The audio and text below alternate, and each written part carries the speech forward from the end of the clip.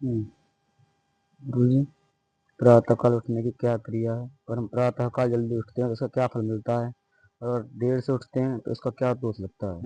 ये ठीक है, प्रश्न अच्छा है, बैठो। जैसा कि प्रश्न किया है कि प्रातःकाल कैसे, क्या क्रिया है उठने की, और हमको प्रातः जागरण से पूर्व के जो कृत्य हैं वो क्या बतलाए गए हैं हमारे शास्त्रों में। जैसा कि चर्चा हुई थी कि मनुष्य के 6 कर्म कौन कौन से हैं, तो जैसा कि उत्तर हमने बताया था कि संध्या स्नानम जपश्चैवा देवतानां च पूजनम वैश्वदेवम तथा तिथ्यम षट्कर्माणि दिने दिने, इसका हमने ये बताया था। तो इस 6 कर्म करने का अधिकारी या फल उसको तब मिलेगा जब वो प्रातः काल जागरण करता हो, यानी कि ब्रह्म मुहूर्त में।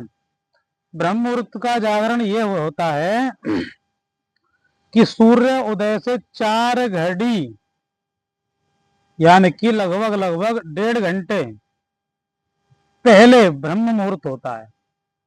यानी कि सूर्य 5:30 बजे या 5 बजे उदय हो रहा है तो 3:30 बजे ब्रह्म मुहूर्त प्रारंभ हो जाएगा आपका। सूर्य उदय से 1.5 घंटे, लगभग 4 घड़ी, यानी कि 1.5 घंटे पूर्व पहले ब्रह्म मुहूर्त में ये ब्रह्म मुहूर्त बताया गया है सबसे पहले। और कहते हैं कि ब्राह्म मुहूर्ते या निद्रा सा पुण्य क्षय कारिणी।